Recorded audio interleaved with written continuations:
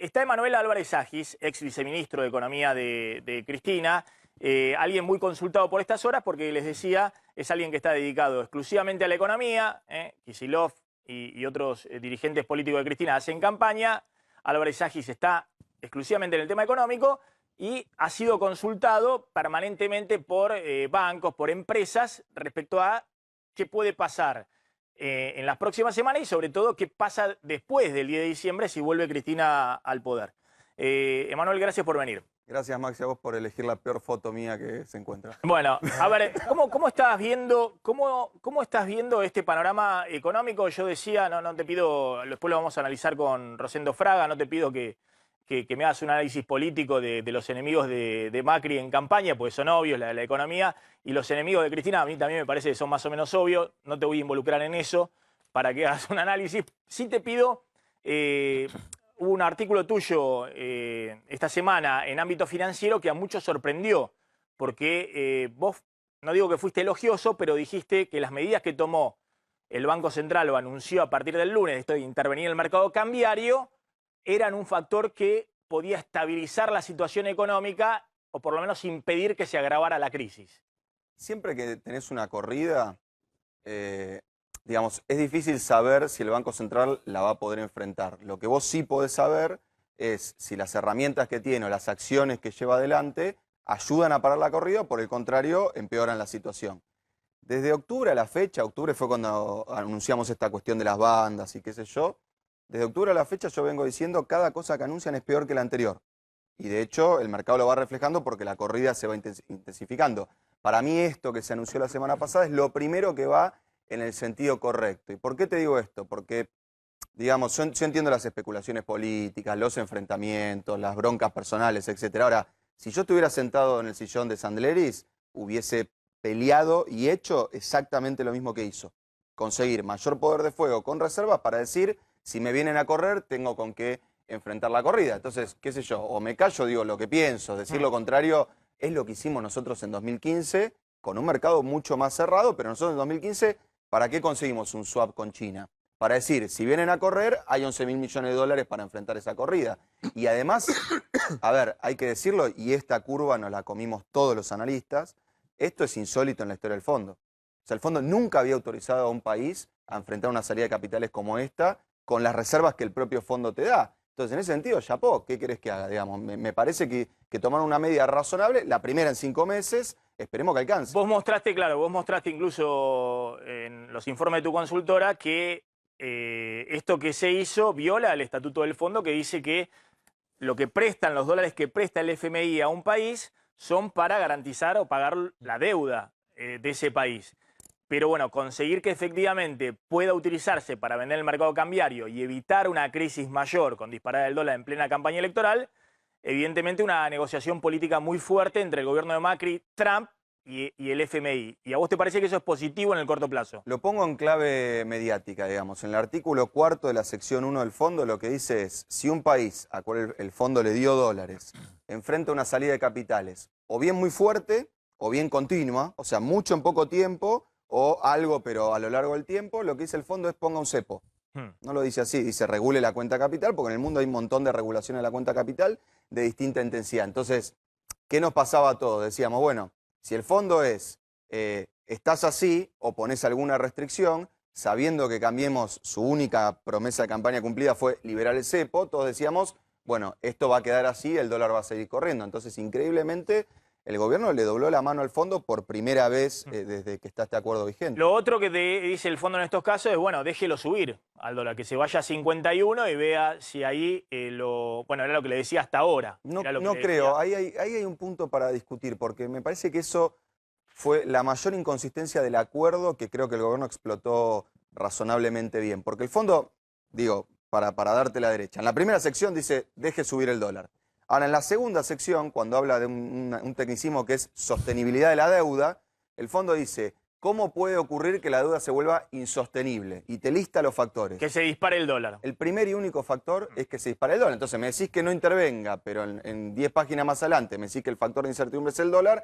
Creo que el gobierno razonablemente explotó esa contradicción. A ver, ahora volvemos un poquito al análisis económico. Me interesa mucho después ver qué está pensando, si le has acercado algunas ideas a Cristina respecto a qué hacer con la deuda, si Cristina vuelve al gobierno, porque de hecho Álvarez Agis se comunicó en su momento la semana pasada con el presidente del Banco Central, con Sandleris, para decirle, mirá, yo no estuve en Nueva York, como han dejado trascender algunos, no estuve en Nueva York hablando con inversores institucionales diciéndole que el kirchnerismo va al default o que queremos una mega devaluación. Sandleris creo que lo escuchó atentamente, ahora nos va a decir. Pero atención, porque hay muchas dudas, evidentemente, en el mercado. Nosotros mostrábamos ayer un informe del Citibank diciendo que si gana Cristina, el dólar a fines de noviembre se va a 70 pesos. Así que me interesa mucho la opinión de Álvarez Agis sobre este tema, hombre clave cercano a Cristina en términos económicos.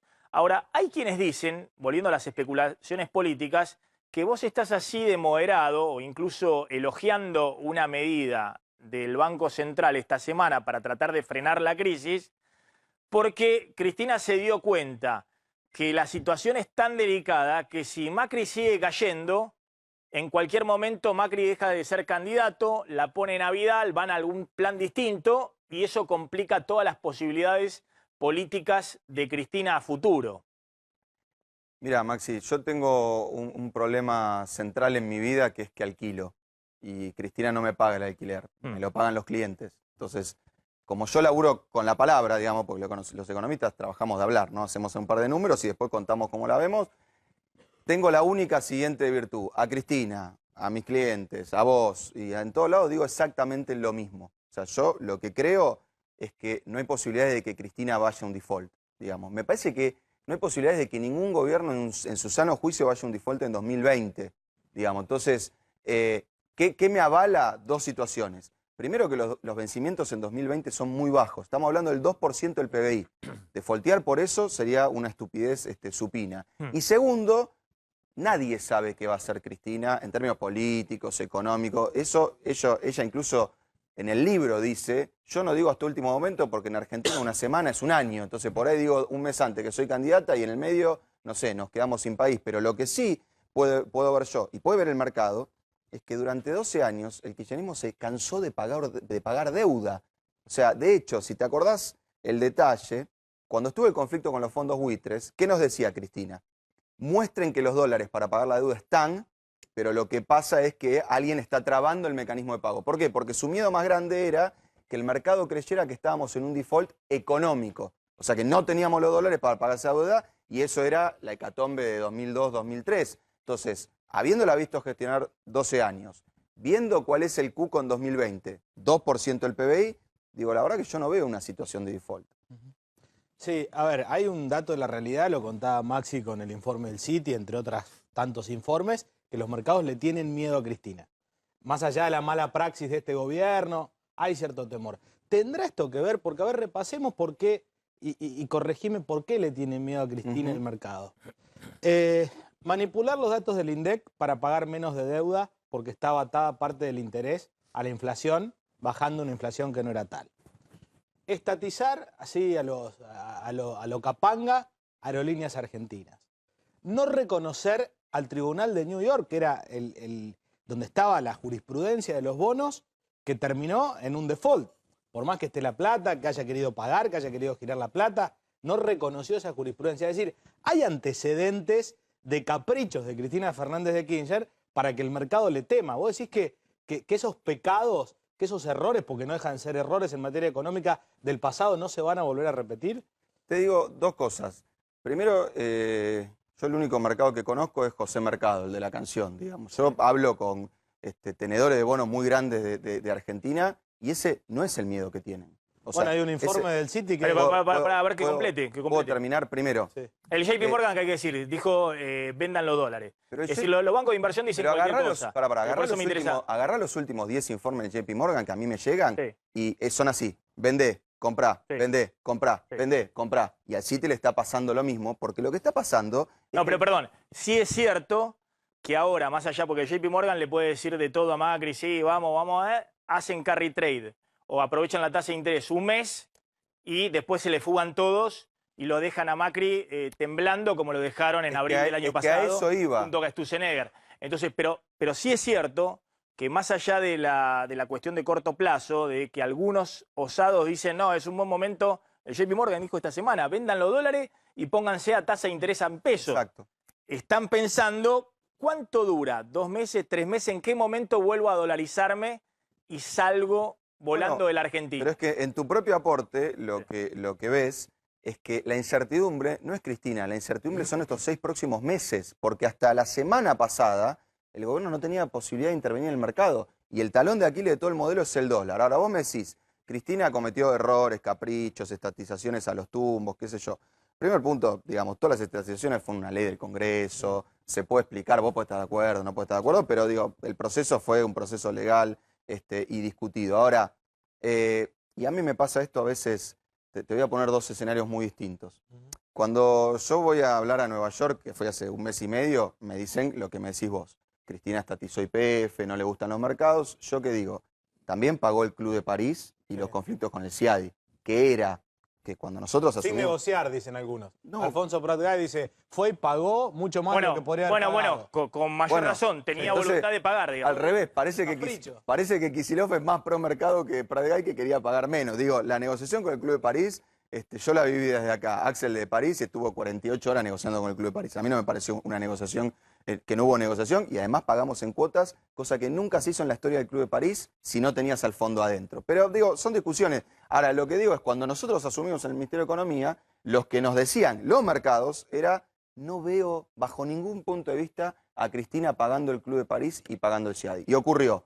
Cuando estoy acá, en vez de en Nueva York, cuando estoy acá en una unidad básica, me corren por izquierda, porque me dicen, vos pagaste el Club de París y el CIADI. Entonces, Cristina hizo medidas de derecha, centro-derecha, pagar el Club de París, pagar el CIADI, y de izquierda, de centro-izquierda, estatizar YPF o estatizar aerolíneas. ¿Por qué? Porque me parece que Cristina, antes de centro-izquierda, peronista, kirchnerista, y las taradeces que se dicen de comunista, stalinista, es pragmática. No, pero, además, pero no respetar la jurisprudencia de un bono, que es lo que llevó al default. A ver, eso no es ideológico, ese es un, técnico. Ese es un muy buen, no respetó ese la es un muy buen punto. Y después manipular los datos del INDEC para pagar menos intereses, y no es serio. Déjame que te diga 2 cosas. Una, a mí me acusan de lo contrario, de haber manipulado los datos del INDEC para pagar más intereses, que es el cupón del PBI. Pero eso es un tecnicismo medio aburrido. Pero te digo lo otro de no respetar la jurisprudencia de Nueva York. Vos decís, es un capricho de Cristina, no respetar la jurisprudencia de Nueva York, y es un error de política económica de Cristina. Mira, Cristina puede haber sido un capricho. Lo que pasa es que se encapricharon justo 123 países en el mundo.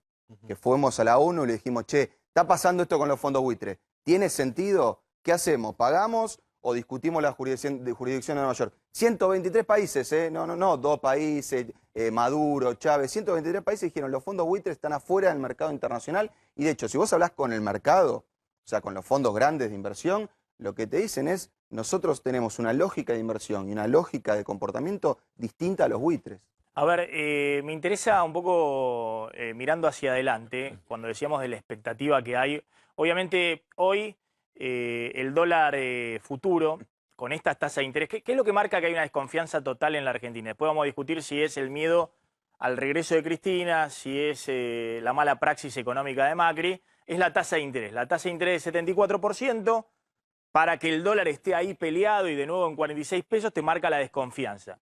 Esa tasa de interés, que es la desconfianza hoy, llevada en el tiempo, marca que el dólar futuro, el dólar en contratos que se hacen hoy en día, se hacen contratos, che, te compro y te vendo dólares a fines de noviembre o a diciembre, entre grandes operadores, exportadores, importadores, bancos.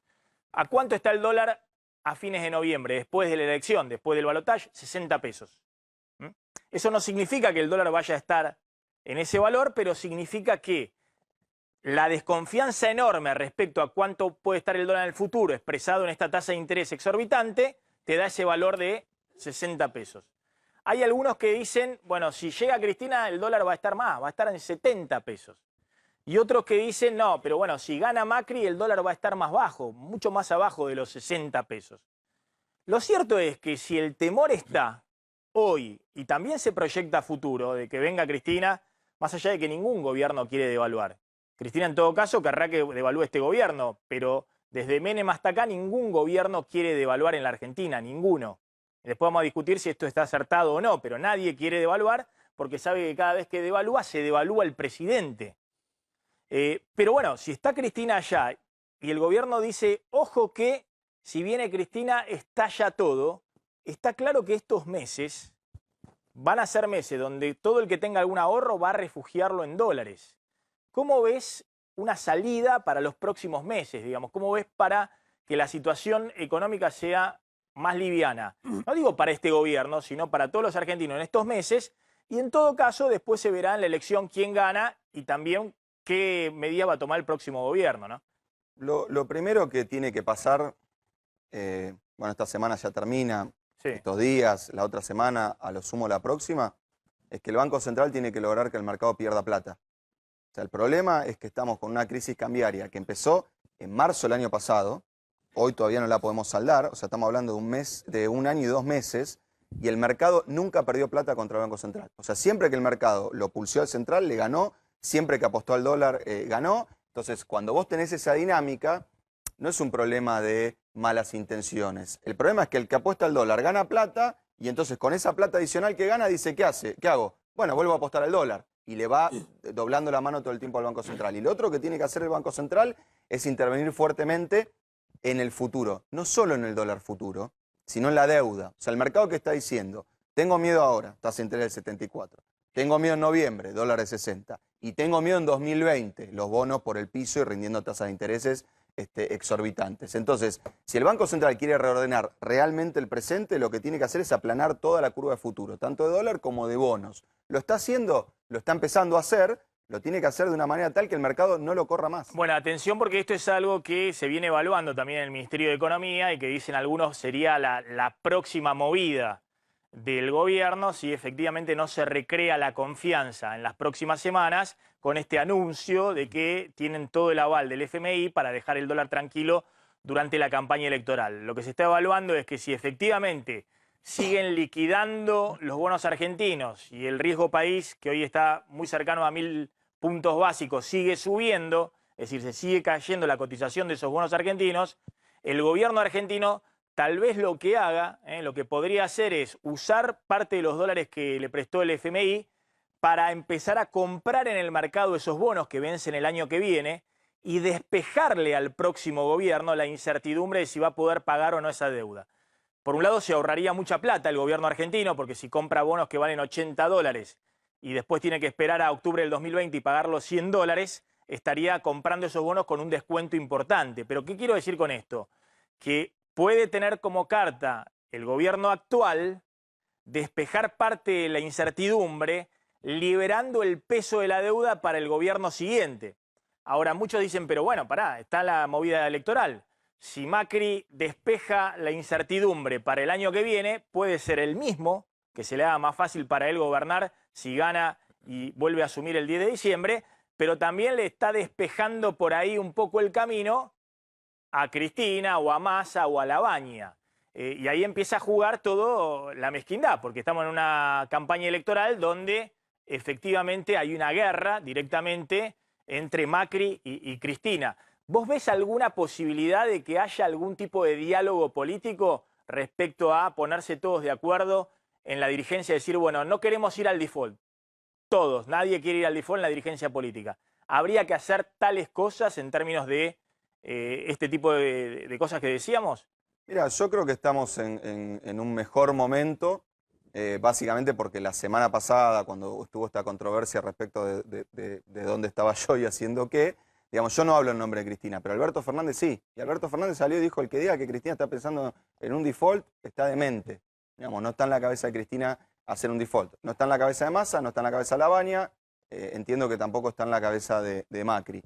Hay un punto que es que deberíamos empezar a poner el país por arriba de los intereses políticos. Te doy un ejemplo porque esto se ha discutido y me parece que hoy, visto en perspectiva, tiene otra interpretación. ¿Te acordás cuando nosotros en 2015 vendíamos dólar futuro? y nos acusaban, Sturzenegger hizo un juicio, etcétera. ¿A qué fecha vendíamos dólar futuro nosotros en 2015? Vendíamos a enero, febrero, marzo y abril de 2016. ¿Para qué? Para decir, che, si en enero, febrero, marzo de 2016 el dólar te cotiza, el dólar futuro te cotiza 16, el presidente que asuma va a devaluar, porque el mercado lo tiene en un lugar complicado. Y lo hicimos, y Cristina no es que tenía reelección, ni siquiera era candidata, o sea que le estaba despejando o el panorama financiero a Scioli o el panorama financiero a Macri. Pero a mí me parece que... contenía el dólar. Bueno, pero... Contenía el dólar de ese momento. Por eso el dólar futuro. No, contenía el dólar de ese momento y el del futuro también, porque si vos tenés una negociación de un dólar de 16 en marzo, llegás a marzo y nadie intervino, por propio mecanismo de mercado, el dólar se te pone en 16. Ahora, ¿qué digo respecto de Macri? Sí, igualmente en ese caso, a ver, no me quiero meter a hacer revisionismo ahora de 4 años atrás, pero en ese momento, obviamente podían vender dólar futuro, pero estaban vendiendo dólar futuro muy barato. Digamos, estaban vendiendo dólar futuro en un valor que ya en el paralelo marcaba que cualquier gobierno que viniera iba a tener que devaluar. Maxi, te invito a más o menos, pero iba a tener que devaluar. Te invito a que le preguntes a los dos principales asesores económicos en ese momento, de Scioli y de Macri, que son Melconian y Miguel Bain, y el programa de los dos, y lo conozco, era llevar el dólar con la curva de dólar futuro que había marcado el gobierno, que era más o menos una devaluación de 3% mensual. Digo, me pueden haber mentido, lo podemos discutir. Me parece que pero voy al otro punto. Controversia respecto a eso. Voy al otro punto. Algunos le critican a Macri que efectivamente en esa salida inicial del cepo la devaluación fue corta, digamos, que la devaluación tendría que haber sido mayor en la salida para tener algún colchón adicional. Es cierto que con esa devaluación que hizo hubo 40% de inflación, cayeron fuerte los salarios reales. Exacto. Y demás. Pero bueno, no me quiero meter en esa. A ver, una pregunta de Zlotnik y nos metemos también en el escenario político. Uno de los problemas que tiene hoy la economía, digamos, la economía de Macri, es la total liberalización financiera que tiene esta entrada de capitales, la salida, digamos, esto que hablábamos de capitales del JP Morgan, hoy diciendo vengan, compren, vendan los dólares, pónganse en pesos, después venden los pesos, sacan los dólares. En el caso, digamos, de tu opinión ¿tendría que poner algún tipo de regulación al gobierno? Y en todo caso, ¿un gobierno hipotético de Cristina piensa en una regulación del mercado de capitales? Yo esto ya lo he dicho varias veces. Me parece que hay dos esquemas extremos que se mostraron muy dañinos para la economía por dos situaciones diferentes, digamos. El cepo que teníamos en 2013, que cuando nosotros asumimos el Ministerio de Economía, lo que intentamos fue ir liberándolo. Nadie se acuerda, pero nosotros en 2015 vendimos 10.000 millones de dólares de fuga de capitales. Digamos, veníamos de vender 0. Y este esquema, donde vos podés comprar lo que se te ocurra en cualquier momento del tiempo, siempre y cuando tengas los ingresos en blanco para demostrarlo. Hace 4 semanas, el dólar estaba en 40, 42, y llegó a 45 con 3 operaciones de 7 millones de dólares. O sea, quiere decir que si acá hacemos una vaquita, ponemos el dólar en 50. Entonces, ¿qué regulación me gustaría a mí, que me parece que no cae en ninguno de esos dos errores? La que había entre 2003 y 2010, donde nadie decía que había cepo, donde no sé si se acuerdan, pero Néstor Kirchner quiso comprar 2.100.000 dólares y no le dejaron, porque el límite era 2 millones de dólares por mes por persona física, no tiene nada que ver con la regulación para empresas y para bancos, y donde los exportadores, si te liquidaban dólares, si te exportaban, te tenían que liquidar dólares dentro del año, no a los 10 años. O sea, la soja que estamos vendiendo hoy, los dólares los va a liquidar el nieto del dueño de la exportadora, porque tiene 10 años para liquidar. Entonces, me parece que esa regulación, que además te la permite la OCDE, te la permite el Fondo Monetario, es razonable. Cualquiera que quiera solucionar esto con cepo es un problema. Vamos a hacer una cosa. Ahí le pregunto a Álvarez Agis, porque atención que esta encuesta uno puede decir, bueno, pero las encuestas me parece más o menos lo que marcan otras encuestas también. Marcan que atención, porque también para Cristina, obviamente es un problema para Cristina candidata, que la sigan asociando en parte a los problemas económicos, pero después mirá que si Cristina gana no va a tener la luna de miel que tienen, o por mucho tiempo, una luna de miel como han tenido otros presidentes. ¿Vos estás de acuerdo con esto de que todavía hay una responsabilidad en el tema económico que se le endilga al gobierno anterior? Me parece que no. Está hace 3 años y medio gobernando Macri, ¿no? Me parece que en un país que está en clave de grieta es muy difícil buscarle la discernir, claro. Sí, la razonabilidad de ese argumento, porque de vuelta, También hemos tenido en la oposición gente que en 2017, con la economía creciendo 2,5 puntos, decía Macri es un desastre. Entonces, a veces hay como una tendencia a negar la realidad. Yo creo que me parece que el dato que importa es que, estuvimos hablando todo el tiempo de eso, el problema que tenemos es un problema de deuda, digamos. Y parado en diciembre de 2015, si vos le preguntabas a cualquier actor político relevante cuál era el único problema que Cristina no dejaba, después había diferencias de acuerdo al sesgo, a la intensidad, qué sé yo, el único problema que Cristina no dejaba era un problema de deuda. Y hoy estamos con un problema de deuda. Entonces me parece que en ese sentido la responsabilidad de Macri. Vos me decís, ¿se le puede decir a Macri qué desastre tu gestión en materia de inflación?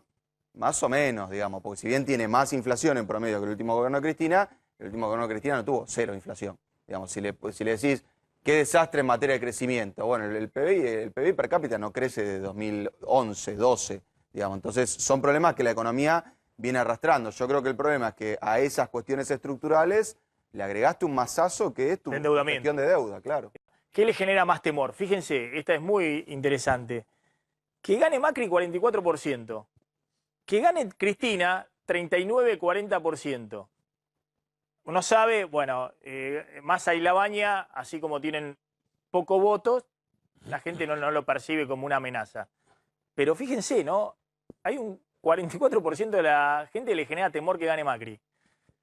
Y casi un 40% que le genera temor que gane Cristina. ¿Qué indica esto? Que tenemos un problema político grave para el próximo gobierno, sea quien sea. Digamos, porque gran parte de la gente después tenés que generar algún tipo de consenso para gobernar, no sé. A mí me parece que lo que indica eso es que el problema viene siendo la Argentina, no los personajes. O sea, los personajes son lo que son, todos los conocemos, a Macri ya lo vimos gobernar, a Cristina también, y ninguno le encuentra el agujero al mate. Entonces, ponerlo en términos de temor, desconfianza, está bien, los adjetivos serán los que serán, pero me parece que el problema es más estructural y como decía Rosendo, yo creo que cualquiera de los dos que quiera gobernar sin el otro lado de la grieta, eso es de corto alcance, digamos. Y paradójicamente me parece que cualquiera de los dos, digo, Macri ya lo dijo, ¿no? Si me votan, voy a hacer lo mismo más rápido. Agárrate fuerte, digamos. Pero si Cristina vuelve igual que 2015, bueno, pero también si agárrate fuerte. Cristina vuelve diciendo... Es lo que acabo de decir, si Cristina vuelve igual que 2015... Vamos por todo, agárrate también. Pero Maxi, por supuesto, si Cristina vuelve igual que 2015, también agárrate fuerte, porque hay un factor fundamental. En 2015 no tenías el fondo adentro, y ahora sí lo tenés. Entonces, si Cristina dice, no, ya sé qué hacer, hay que hacer ahora 12, duplicar la asignación universal por hijo y subir las jubilaciones por decreto. Bueno, te tenés que tomar un avión a Washington, digamos. Entonces, me parece que cualquiera de los dos que vuelva igual a lo que fue, es para problema y la sociedad lo refleja. Bueno, a ver, vamos a hablar un poquito de Venezuela.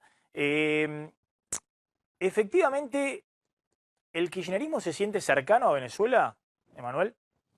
No me pidas que te hable en nombre de todo el kirchnerismo, sí. Te digo lo que me pasa. En términos económicos te estoy hablando. Parece que son dos modelos muy distintos. O sea, tenés una economía monoexportadora, o sea, que solo exporta petróleo, que importa alimentos. Me parece que en algún momento, sobre todo probablemente con Chávez, creo que la cercanía se dio básicamente por pensar que necesitamos un bloque regional un poco más grande que el Mercosur, porque realmente la diferencia entre la Unión Europea y el Mercosur es que en la Unión Europea Alemania empuja y en el Mercosur Brasil impide, digamos. Y este es un problema desde que nació el Mercosur. Si me preguntás mi opinión personal, yo creo que tenemos que de vuelta salir de estas trampas de blanco-negro. O sea, a mí Maduro me parece impresentable, digamos, pero también cualquier intervención externa en un conflicto interno también me parece muy riesgosa para la región. Entonces, no es que quiera decir, viste, ni mamá ni papá, pero me parece que estamos en una situación de eligiendo entre Guatemala y Guatepeor, viste, el impresentable Maduro, que le pasa con los tanques por arriba a la gente, como pudimos ver ayer, y Trump, que si vos mirás las medidas de Trump para básicamente influir en el precio del petróleo, son criminales. O sea, estamos hablando de medidas sancionando a quién le compra petróleo a Irak o no le compra petróleo a Irak. Ojalá se pudiera dar una salida interna que termine con los desastres que está haciendo Maduro. Entiendo que a veces en clave de grieta es difícil decir no me gusta ni uno ni otro, pero a mí la verdad no me gusta ni la salida que le intenta dar Trump, ni el gobierno de Maduro, que me parece que chocó la calecita hace 3, 4 años. A ver, la pregunta es en términos económicos. ¿Hay cosas del modelo venezolano que el kirchnerismo volvería a implementar, digamos, cepo cambiario? ¿Cuál es del modelo venezolano implementó? Te pregunto al revés. Bueno, el cepo, básicamente Pero, el cepo. claro, pero a ver, por eso yo aclaraba, por lo menos digo, y acá sí hablo a título personal, cuando nosotros asumimos en 2013, nuestro programa fue salir del cepo, no profundizarlo. Era el momento en donde si vos hablabas con autoridades económicas de Venezuela, te decían, nuestra idea es prohibir el dólar. Yo le decía a mi par venezolano, ustedes están locos. Digamos, ustedes exportan petróleo, ¿cómo van a prohibir el dólar? Digamos, si el petróleo está en dólares. Entonces, si me preguntás en ese sentido, yo no veo ningún parecido. Si me preguntás en materia de política social, bueno, cualquier gobierno, para el caso, cualquier gobierno que hace política social se parece. A mí me da la impresión de que, obviamente, líderes carismáticos como Chávez, como Mujica, como Lula, como Cristina, lo que sí es cierto, para el mercado, que no se ocupa de hablar con Rosendo, conmigo, con todos los actores internos, son lo mismo. Digamos, el mercado los ve muy parecidos. Lo ve líderes populistas con poca simpatía con los mercados. La verdad que yo no veo muchos parecidos concretos. Ahora, también en es política cierto, económica. también es cierto, vos decís que en 2013 Guillermo trató de salir del cepo, porque por eso fue a pagarle al Club de París, por eso fue a pagar 500 millones de dólares del juicio del CIADI, por eso arregló rápidamente y pagó 12.000 millones de dólares de la estatización de YPF, si no, no hubiese pagado nada. 4.000. De estatización de YPF, 4.000. No, pero los bonos que emitieron fueron por 12.000 palos. No, 4.000, no, como si era el 50% de YPF, que en ese momento valía 8.000, no, 4.000. Te juro. ¿Eran 4.000? Sí, te juro. Mira, no Lo podemos chequear, no sé. recuerdo. No, 12.000 valió en algún momento YPF cuando el dólar Pero, bueno, cuando el petróleo estaba a 110. Pero en la desesperación emitieron bonos que rendían al 12,5%, es decir, que se emitieron a un valor, digamos, muy bajo, entonces tuviste que emitir mucho bono, te salió muy caro eso.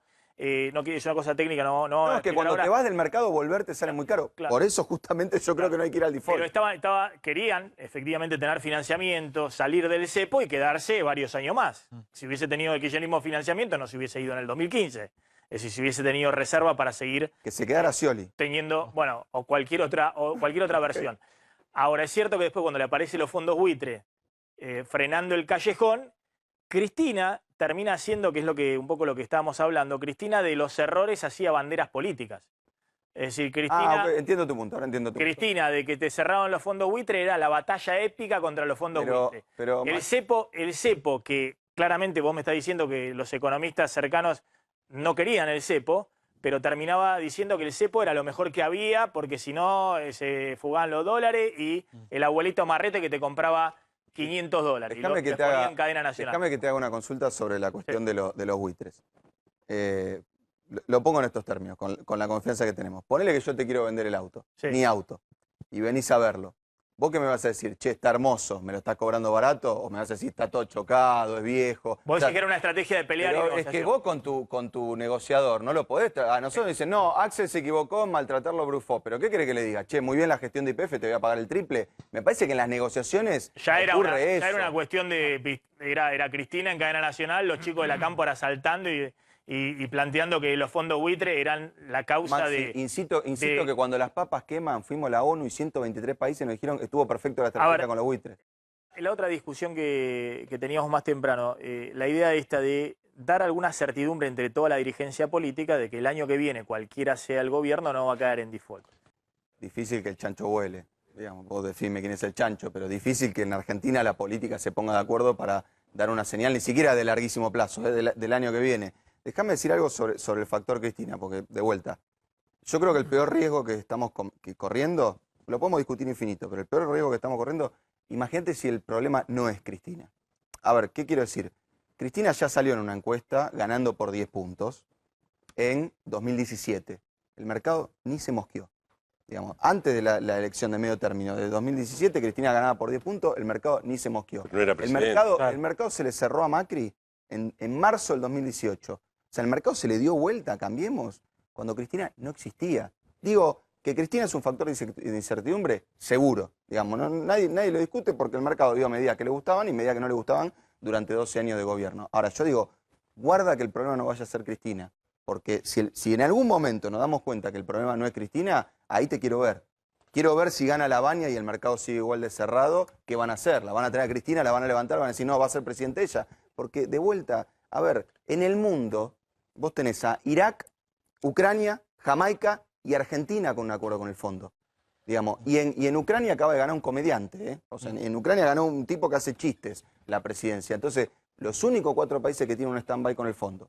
el país que tiene el acuerdo con stand-by con el fondo más grande de todos, porque le llevamos 10 veces ventaja a cualquier otro stand-by. A mí me parece que el problema concreto es este acuerdo.